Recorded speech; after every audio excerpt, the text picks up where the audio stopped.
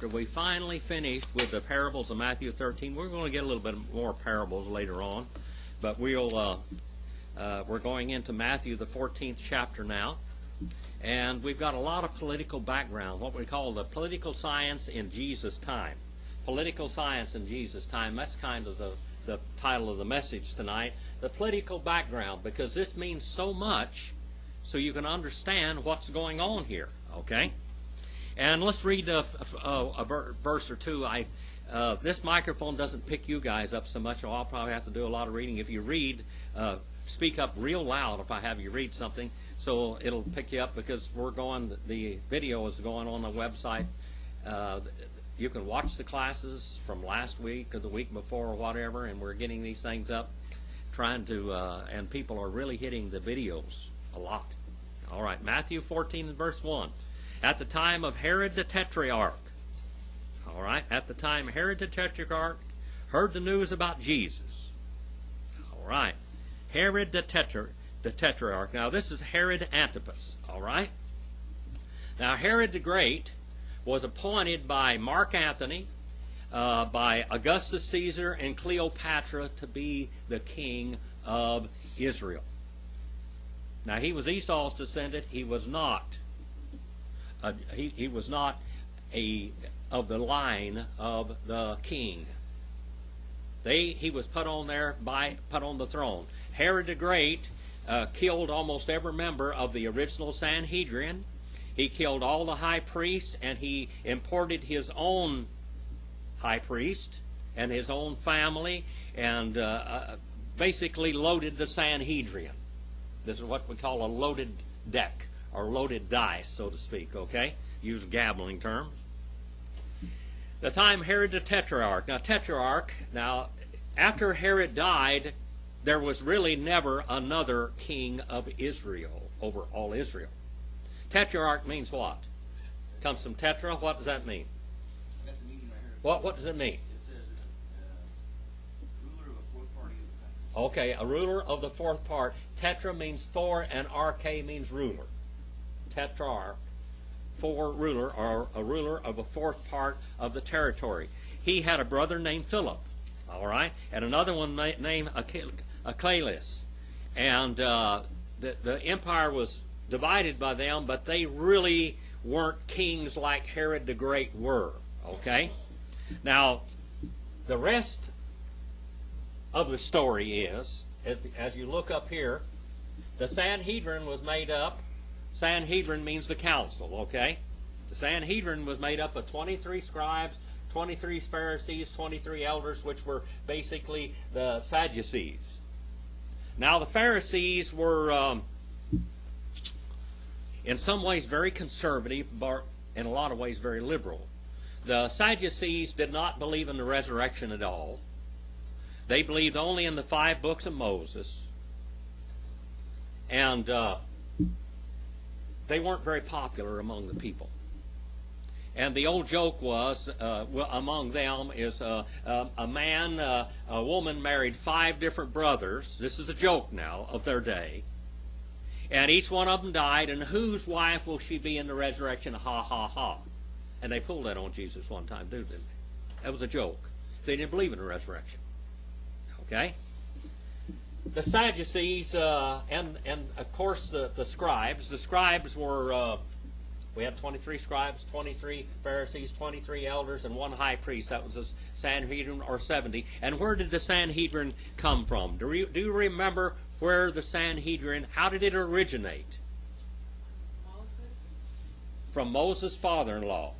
All right, Moses' father-in-law told him, this is too much work for you. You appoint 70 elders and have them be sub-judges. So the Sanhedrin court, it was called the council, was made up of these people. Later on, Israel adapted this.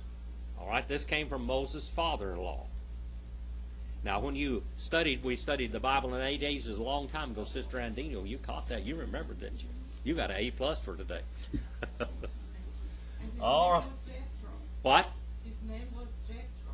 Yes, Jethro. Actually, he had about 5 different names. We studied them back then. He was called different things in the Bible.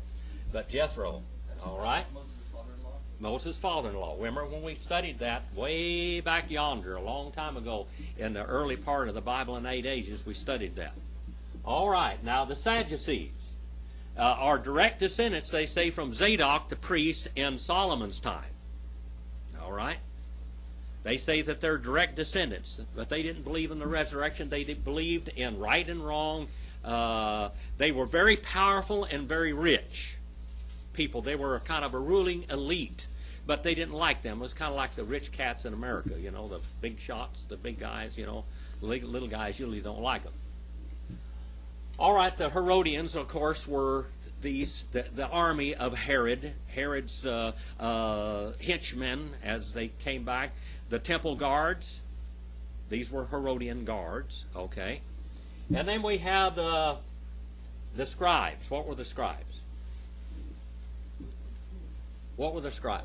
The county clerk. There was a scribe in every synagogue, and who ruled the synagogues usually? The scribe was a head man, but who ruled the synagogues? Who were the rulers of the synagogues? Usually the most important men in every synagogue.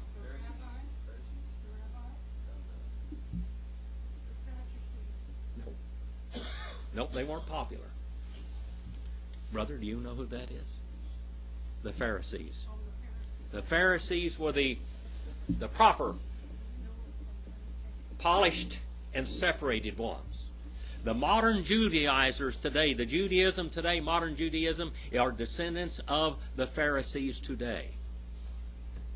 Modern Judaism basically is backed upon by the Pharisees of that time. The Pharisees, they had the Mishnah, remember? The Mishnah and the Talmud. They were the ones that invented all that. And that's what modern Judaism is descended from the Pharisees. The Pharisees pretty much ruled everything and watched over. They had lots of rules, a lot more rules than what God had in His Word. All right? They had a lot of rules.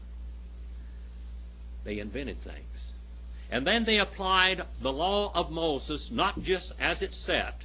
The Sadducees, now I told you in some ways they were more conservative. They believed the Bible as it was spoken. They didn't think we need to interpret it anyway and write other rules to explain the Bible. Okay? The Pharisees explained the Bible, and how they would explain the Bible is, well, you know, we're going to figure out when the Sabbath is, when the Sabbath begins. And they would have all kinds of little... You heard the old story about them arguing about how many angels could stand on the head of a pin?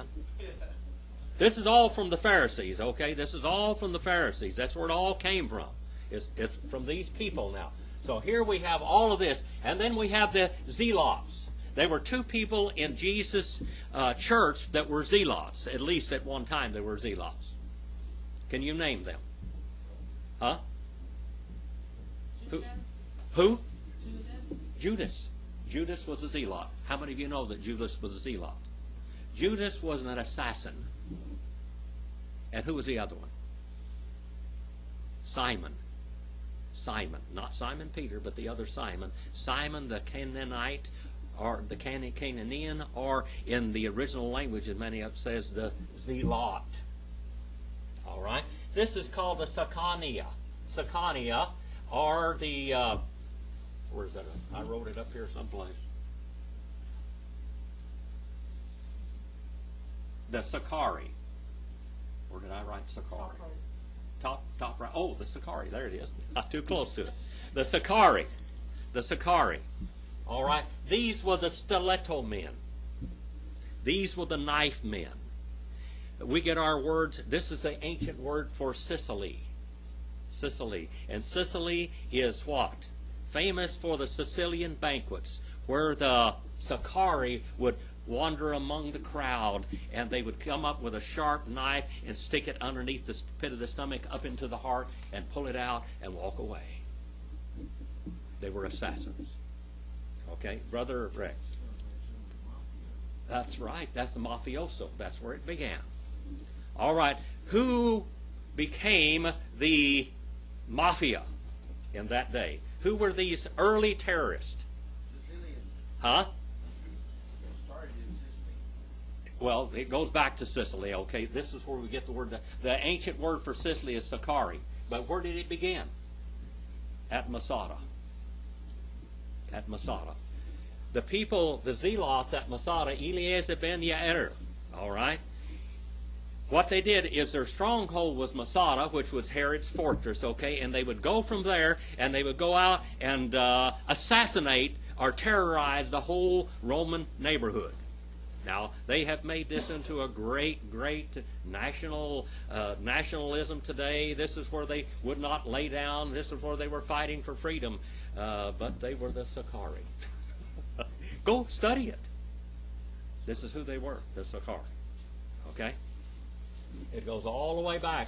The Essenes, some of the Essenes went with them. Okay? Some of the Essenes went to Masada. They even took some of the Dead Sea Scrolls there. Did you know that? They were some of the Dead Sea Scrolls hid at Masada. Brother John, it's good to have you in the class. I am thankful that you come in here. I know you got before and early, but it's good to have you in the class. All right, 14. We're in the 14th chapter of the Gospel according to Matthew, Kata Mattheon. We just laid a background here with a little bit of background. Let's look and see what all of this political background now. Now you see all of this. We have the Pharisees, we have the Sadducees, we have the Herodians, we have the Sanhedrin, we have the scribes, we have the Saicarii, which are the zealots, which is the old name for Sicily, which is the early mafioso, which were the stiletto or the dagger men. That's what they called them. Okay, look it up on. Let's see. Have it written down on Liddell and Scott. If you can look up Liddell and Scott's, it tells you the whole history of the Saicarii on page 1598. 1598. If you can go online and look at Liddell and Scott's Greek lexicon, that's a profane and ecclesiastical Greek, the whole story. All right. Well, here we are in the 14th chapter. Has this been interesting so far to get the background of what's going on here? All right. Verse number 2 now. And he said to his servants, this is John the Baptist. He's talking about Jesus. Now he's scared. Herod has got a guilty conscience. A guilty conscience. So what is he doing? He's thinking that John the Baptist. Look and see what happens here now. And he said to his servant, this is John the Baptist. He has risen from the dead. That is why miraculous powers are at work in him. Remember what the Japanese said about Jacob Busa, Sir Jacob Busa over there in the Solomon Islands? After they had stabbed him with 8 major wounds, they stabbed him underneath each arm, went through his heart area, through his chest cavity, came out his neck, came out of his mouth, cut his tongue half in two, stabbed him through the other one, came out of his neck, stabbed him through his body several times, and left him for dead, and then he was leading Marines in 15 days. They had a guilty conscience. They thought God raised him. Well, I'm going to tell you something. God did raise him. I had a use for him because he was going to be the founder of all of those mission systems in the Solomon Islands. Later on, he would call for Brother Morley to come and build churches so my people can learn the truth. He had a guilty conscience here. Now let's go on and see what it says. For Herod had seized John and bound him and put him in prison on account of Herodias, the wife of his brother Philip. Here we go, back into the background now. We have Herod Antipas. All right, that's who we're talking about now. We have Philip, his brother, and then Archelaus. Archelaus, of course, is dethroned by Rome early and put to the side, and then we have Pontius Pilate ruling over that area anyway. Well, here we have some intrigue. In the Bible, you see violence, you see intrigue, you see mafioso, you see everything that you can think of. The Lord didn't leave anything out of His Word. As simple as that. Didn't leave anything out of His Word. Herod seized John and bound him and put him in prison on account of Herodias, the wife of his brother Philip. For John had been kept on saying, is what it says in the original. John kept on saying that it is not lawful for you to have her as your wife. You're fornicating on the throne of Israel.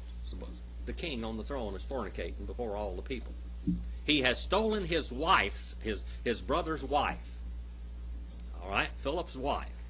And of course the old gal got real mad.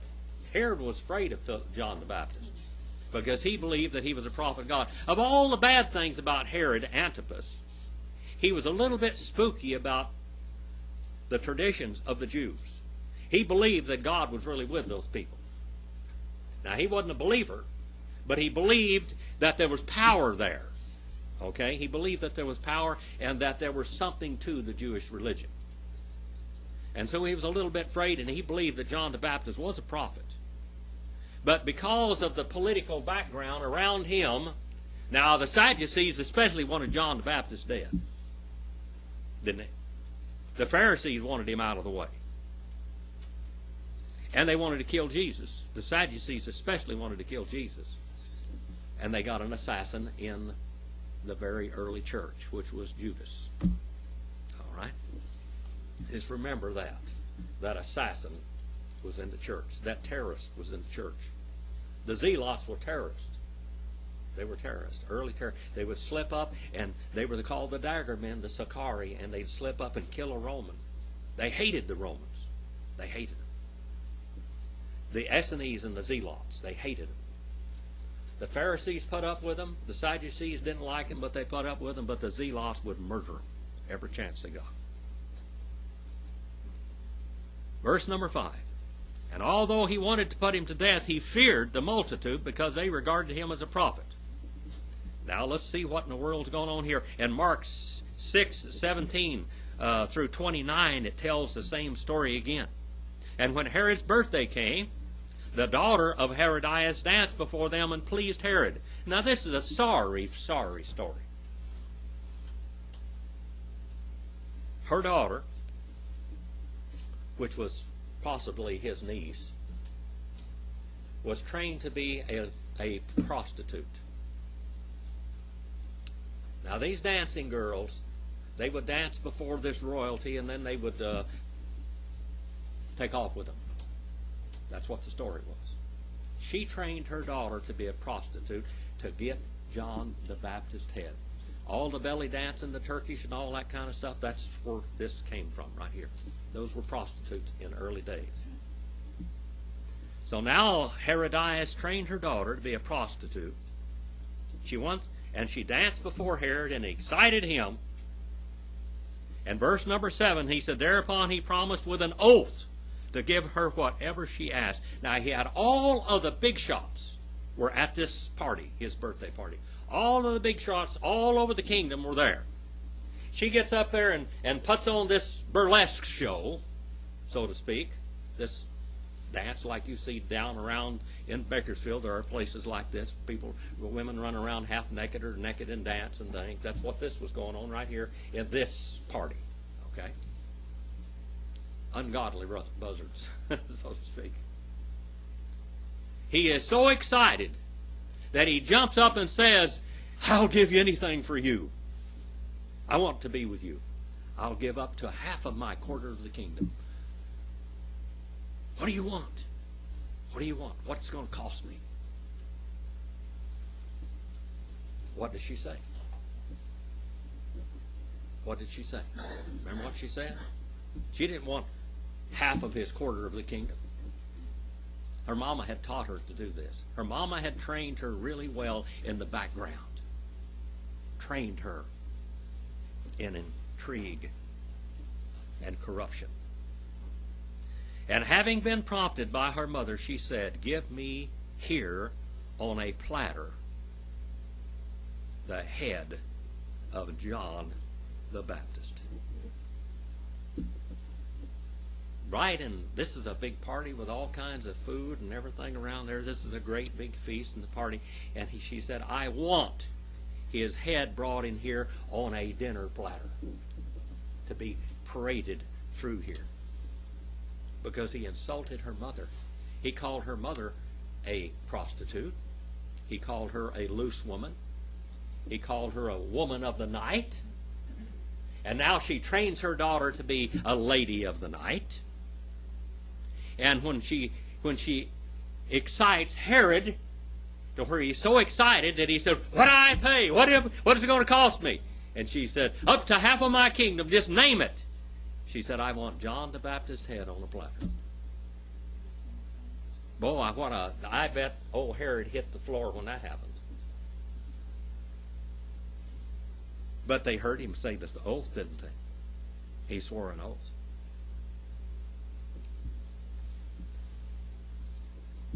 Let's go over to Mark the 6th chapter now. Mark the 6th chapter. That's right, over just one book over, you know. Mark the 6th chapter.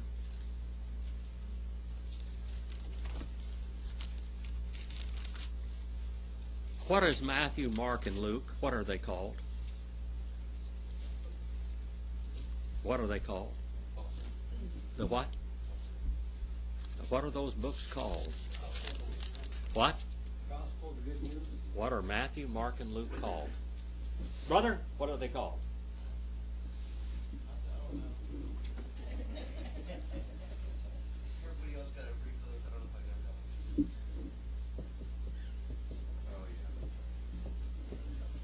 yeah. What are they called? I wrote it in Greek. Huh? What are they? Huh? Synoptics. They look at the life of Jesus together. John was different. John portrayed Jesus Christ as God in flesh. That's what John did. I mean, that's his whole purpose, was to prove that the Jehovah title had been fulfilled. That's John's purpose. Matthew, Mark, and Luke are what we call the synoptics. It comes from seen and optos or optio. We got an optometrist. What does an optometrist do? He checks your eyeballs, checks your eyes, okay? Ophthalmologist. That's the doctor of eyes, all right? But all comes from this word, optos, to look together. So let's look together and let's see what Mark says about the same event in verse number 17. For Herod himself had sent and had John arrested and bound him in prison on account of Herodias, the wife of his brother Philip, because he had married her. All right, she must have been a beautiful thing. Must have been a sexy old gal. For John had been saying to Herod, kept on saying to Herod, it is not lawful for you to have your brother's wife. And Herodias, this woman, had active hatred. She hated him and wanted to kill him, but could not do so. So she makes a plan. She lays a plan. She starts this girl in training in these belly dancing classes and all this stuff. She's going to make a prostitute out of her. And he's got a birthday coming up, and I'm going to get him. I'm going to have old John the Baptist killed. Because I know old Herod. For Herod was afraid of John, knowing that he was a righteous and a holy man. Remember what I said? He was a little bit superstitious. A little bit religious. But not enough. And he kept him safe. He guarded him. He was guarding him from his wife. He put him in prison to keep him safe. For safekeeping. Because he knew that she'd have a stiletto man, a dagger man, kill him. And when he heard him, he was very perplexed, but used to enjoy listening to him. Herod would go out and listen to him preach. He was slipping out there and listening to this man preach. He was superstitious. You know that Hitler was very superstitious. Hitler was very superstitious. Hitler had all kinds of relics. How many of you have heard about the crystal skull? All kinds of paranormal relics. Hitler, and he looked into the stars. He one time had this fortune teller come to him, this astrologer come to him, and he wanted to know. He asked her. He said, when is going to be the day of my death? And she said, I know the exact day of your death. He said, tell it to me. He said, tell me the day of my death. Tell me when I'm going to die. And she said, I can't tell you. I won't tell you that. He said, I demand that you tell me. And she said, I'll just say this one thing. When the day that you die is going to be a Jewish holiday. On a Jewish holiday. Just think about that. On a Jewish holiday. Whatever day it was going to be a Jewish holiday. I guarantee you that much. Here's another man that's superstitious. 21. And a strategic came when Herod on his birthday. A strategic day came. Strategic. What do you call it about strategy? That's the word for military action. Strategion. Strategia. That's military planning. That's how they plan battles.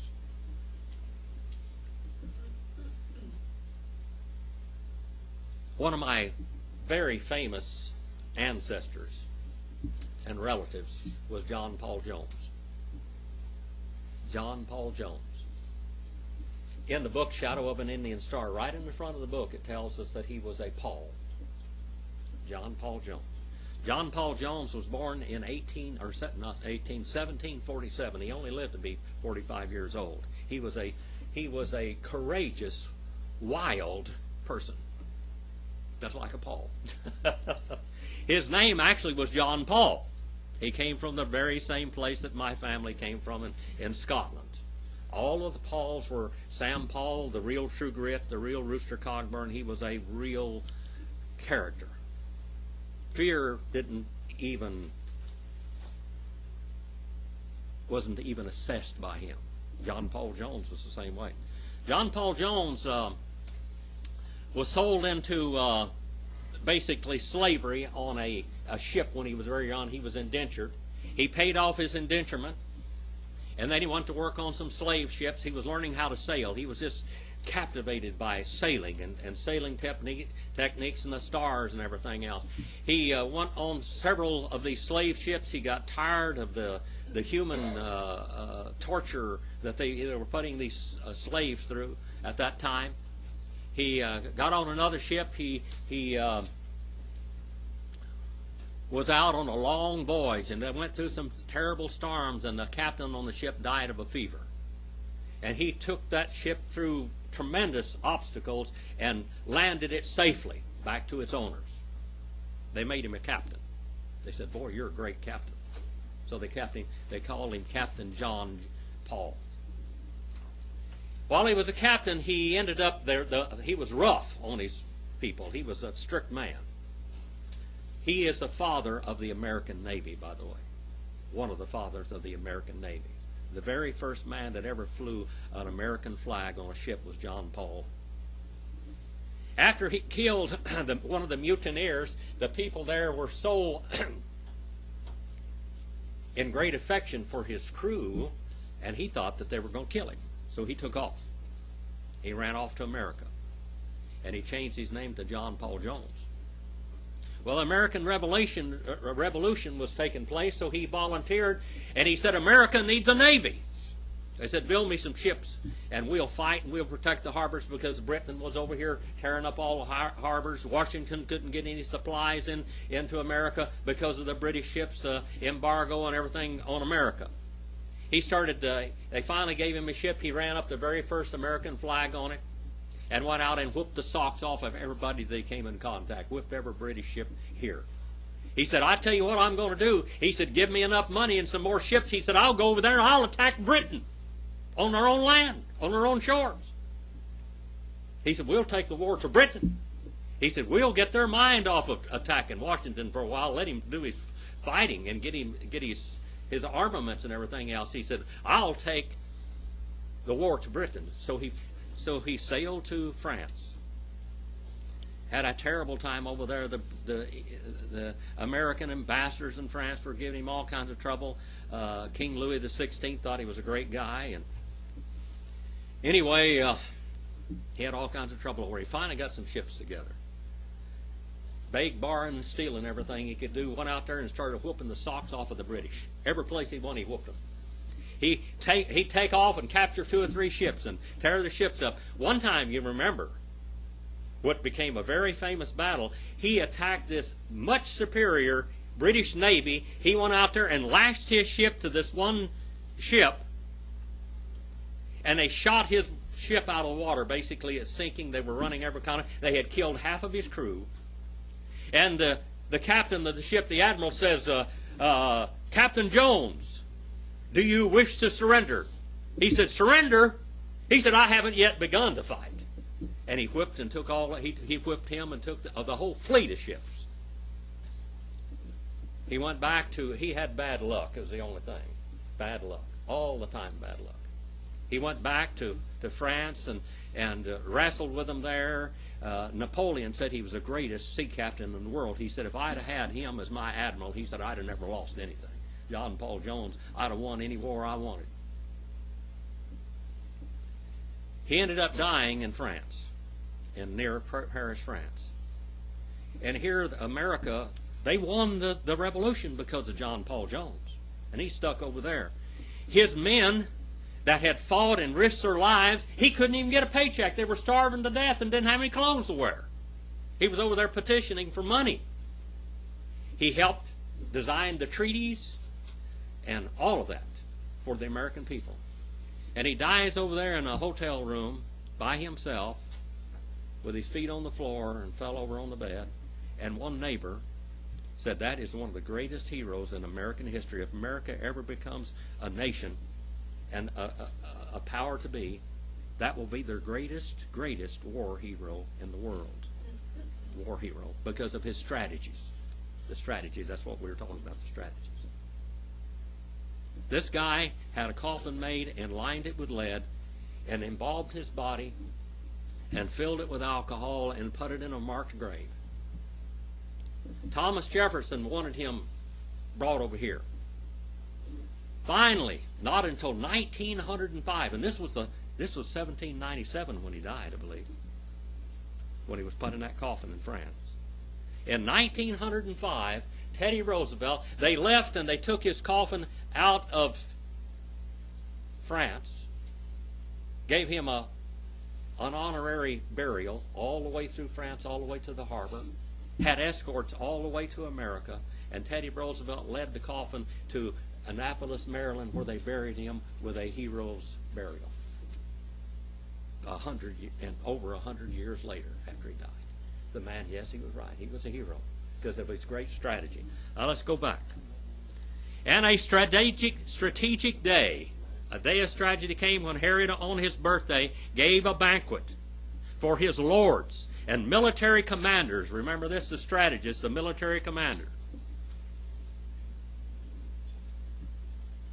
of the leading men of Galilee. This is his whole area.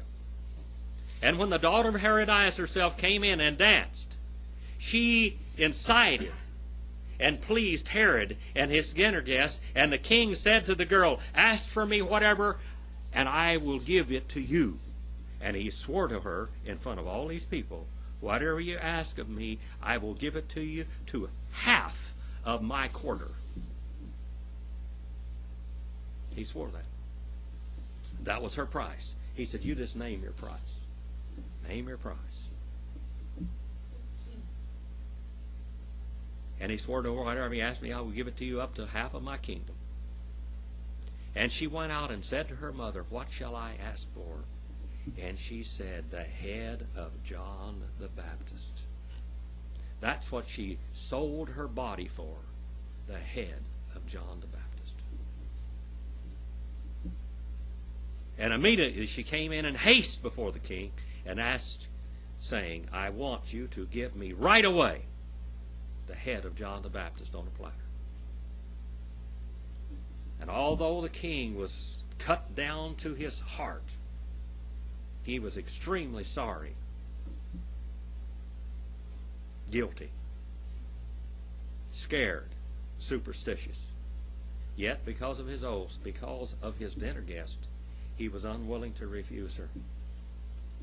And immediately the king sent an executioner and commanded him to bring back his head.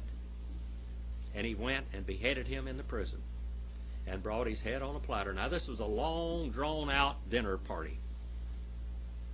A little way over there where this was, he had him go out there and they had to go kill John the Baptist and bring his head on a platter and parade it back and forth in this grotesque thing. And gave it to the girl, and the girl gave it to her mother. Now, when I was in Damascus, Syria in 1975, I went to a mosque over there where they said that John the Baptist, of course, according to the Muslim world, John the Baptist was a hero and a prophet, see. And over there, they supposedly had John the Baptist's head buried there. And when the disciples heard about it, they came and took away his body and laid it in a tomb. Now I'll go back to Matthew, Katamathion 14. Matthew, the 14th chapter. Verse number 8, it said, and he prompted by her mother, she said, give me here on a platter the head of John the Baptist. And although he was grieved, the king commanded it be given because of his oath and because of his dinner guests. Be careful what you say. Be careful what you say at the spur of the moment. And he sent and had John beheaded in prison, and she brought it to her mother, and his disciples came and took away the body and buried it, and they went and reported to Jesus. Now look and see what Jesus does here. We had a lot of background in here today, didn't we? A lot of background what's going on. This is what we call, worse than a soap opera, worse than 10 soap operas. This is what's going on in the time that Jesus was over there in the land. What a mess. What a political mess. Nothing religious, nothing pure about it, is it? The Pharisees, the scribes, the political shenanigans they were pulling, the Herodians, the Caesars. You know who one of the only honest people on the scene was through all of this land? And we will meet him later. Pontius Pilate. Pontius Pilate. I read a letter to the class years ago that Pontius Pilate had written, and by the way, this Pontius Pilate's letter is quoted all the way through church history, all over through church history. Eusebius quotes it. Many people quote Pontius Pilate's letter, so that's probably a valid letter. Okay, Pontius Pilate said that he had called Jesus to him, and he had interviewed Jesus, and he told him, he said, "You know, I know about you." First of all, he had him brought into the Praetorium, what we call the Antonia. By the way, Herod the Great had the city of Jerusalem laid out just like a Roman city. There was a hippodrome there. You know what a hippodrome is? In Jerusalem. Hippodrome. What's a hippodrome? It comes from hippos in Greek. What's a hippodrome? Huh? Well, there was a theater too. But hippodrome is not a theater. This is the horse races. Right in Jerusalem, they had a hippodrome. It's where they would, like Ben-Hur, they had these chariot races right there, horse races and chariot races in this hippodrome. Hippodrome means a horse racing place. All right? It's a horse racing stadium. That's what a hippodrome is. In Jerusalem, there was a hippodrome. In Jerusalem, there was a coliseum where the gladiators would get out there and fight, and people would fight to the death, which is what you call blood sports, kind of like football today, Hockey, yeah. It was a blood sport. They would get out there, and this was Jerusalem now. This is what Jesus came to. And then, in the very temple area himself, we know when Jesus made his triumphant entry, riding probably that white donkey into Jerusalem, he went there and cleaned house because they had made a marketplace out of the temple area, where they were supposed to bring their sacrifices.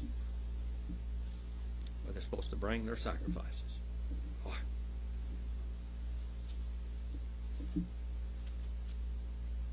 Now, when Jesus heard it, he withdrew from there in a boat. When he heard what? That John the Baptist was killed. John the Baptist is Jesus' relative, isn't he? Who is he? Who? It's his cousin. All right?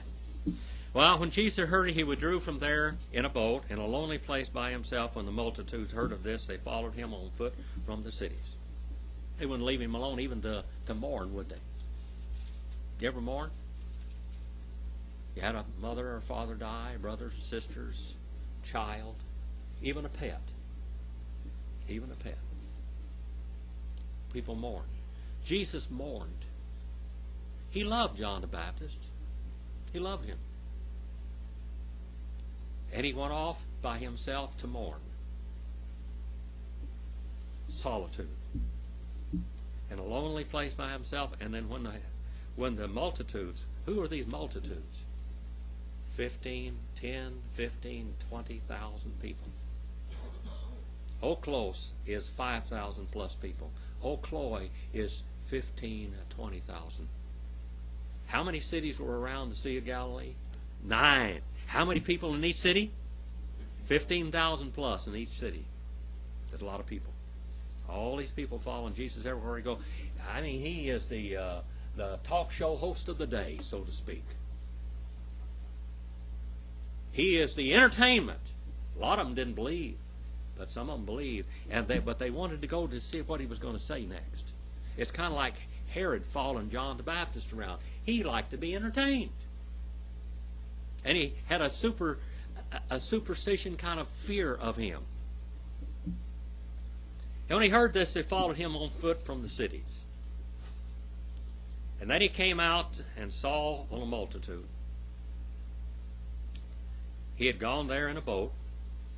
He went out fishing probably, thinking, praying, considering what John had done in his life and where he was and what part of his ministry he was in. You know, Jesus is God, but he's in flesh too. Can you imagine God putting himself in flesh and subjecting himself to mourning and pain and hunger to redeem us? And he came out and saw a great multitude and felt compassion on them and healed their sick. He felt compassion on them and he healed their sick. They come to him with sick people. Why did he heal the sick? Why did he do that? What was the purpose of the healing of the sick? What? People witness it. Well, they would witness it, but what was the purpose? To prove that he was God in flesh, that he was the Messiah.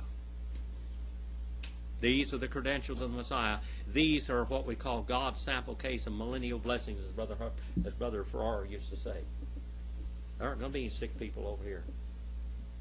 God's going to heal every one of them. He healed their sick. And when it was evening, the disciples came to him, saying, "This place is desolate, and the time has already passed, so to send the multitudes away that they may go into the villages and buy food for themselves." Jesus said to them, "They do not need to go away. You give them something to eat."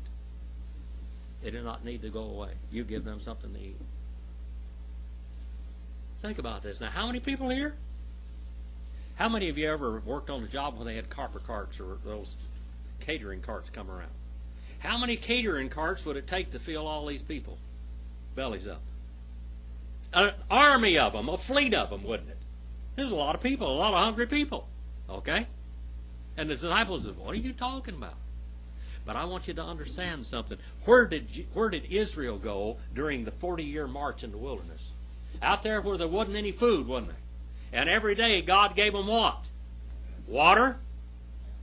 The rock that followed them, Jesus said, "I am the rock." The water that flowed that they drank was what?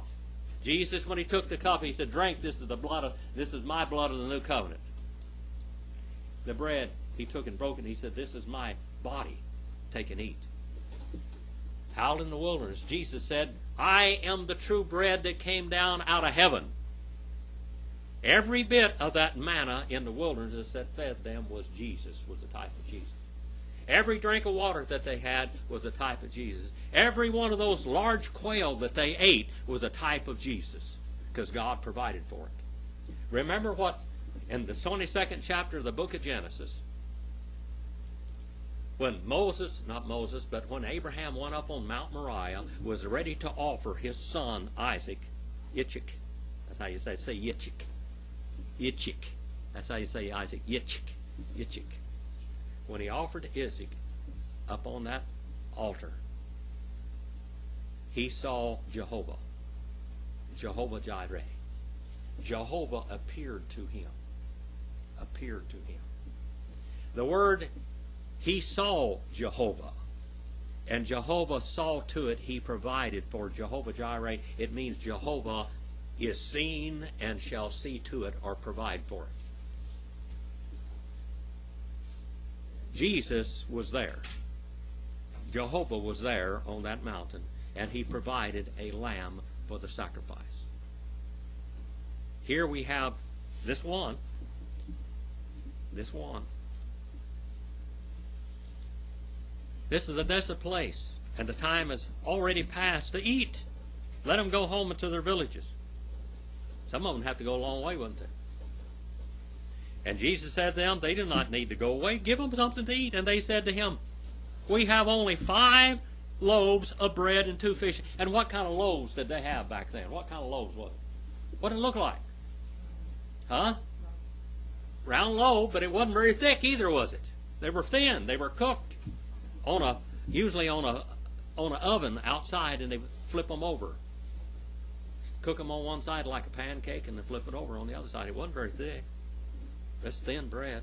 And they had 5 loaves and 2 fish. 5 loaves and 2 fish.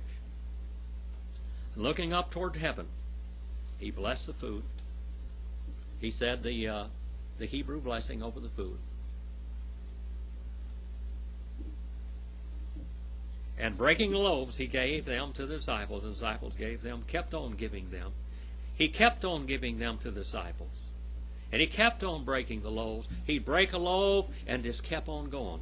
Jesus was breaking those loaves, and he was multiplying bread, because he was the Jehovah that followed Israel in the wilderness. He was showing them that I am Jehovah that followed you in the wilderness. I am the rock that followed you in the wilderness.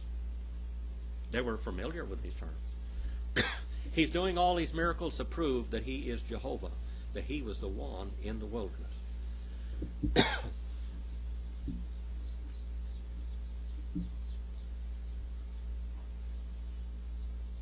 And they all ate. It says, and they all kept on eating. And they all kept on being satisfied. These people gorged themselves. This was one time in their lives that they got fooled, Brother Brett. Have you ever been fooled that you couldn't breathe? You didn't eat that? How much you eat that much? How many of you ate something so good and just kept on eating, kept on eating, kept on eating, and you just like this? This is what they did. They ate because the food kept on coming. The food kept on being multiplied. Jesus sat there and just kept on breaking that bread and breaking that fish, and it just kept on multiplying over and over and over again. He was proving to them that I am the one that followed you in the wilderness. In the wilderness, he provided food, and here he provides food.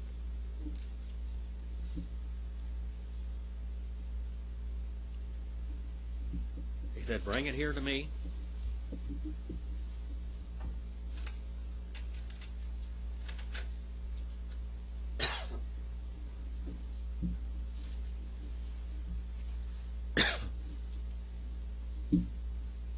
They all kept on eating, and they all kept on being satisfied, and they kept on picking up what was left over of the broken pieces. 12 full baskets. Big baskets. Large baskets. And there were about 5,000 men who ate, aside from the women and children. 5,000 men. Now, if you got one man, how many children and women do you usually have? Most of them have at least one wife. Some of them had 2 wives or 3 wives. Did you know that? They did. Back this is a period of time. And so you got one man, so you're probably going to have at least 3 others with him. So there was 5,000 men, so how many people do we have here? At least 20,000 people that were fed. Now, the Jewish people, the men ate by themselves. Get away from me, kids. Get away from me, wife. Leave me alone. Don't talk to me. I'm busy. They put the women and the children over there in one group, and the men ate it in a separate group. That's what's going on here. That's why there was 5,000 men plus probably 15,000 women and children. At least maybe 20,000. All right? That's what happened here. All ate, or all kept on being silent, and there were 5,000 men who ate aside from the women and children. We'll stop there for today. There's where we'll stop at verse number 21. Do you have any questions? Any questions about any of this? Any questions? No questions? Yes, Brother Don. In the original language, was John buried, or was he put in a tomb? It said they buried him. Probably in a tomb. If you realize back over there, almost everything's rocks. If you've seen pictures over there, there's hardly any ground. Maryland, when you went up in Northern California, up there in that one area, up there, what was the name of that area? It was called Hornitos. And the ground is so hard that they couldn't put any graves in the ground, that they built these little things. What they did is they scratched out a little bit of a place on the ground. They put a body right there, and they built around stones on top of it and just placed it around, and they built it. And hornitos means little ovens, like a little oven. Okay, near Mariposa up there. Now, basically, that's what they did back then. They had to chip out a tomb. Somebody might have given their family tomb to him, put him in a family tomb or whatever. But his head was gone. His body was put in a different place. His head was gone. And they say that his head ended up in Damascus, Syria. Whether that's true or not, I do not know. All right? That's a good question. Thank you. Anything else before I turn you loose on the world? Go out and do something eternal. I'll be here at 4:30 this afternoon, the Lord willing, and the creek don't rise. Brother Brett, who's going to do this thing? David? Oh, you're here. There's David right there. There's Dave. All right, David. Have at it. Thank you for your attention and the endurance of those hard seats. Okay, on our prayer list today, Anna would like us to pray for her nephew, Efren. He needs guidance. And we also pray for tests on her heart to be positive. And then Connie and Darlene would like us to pray for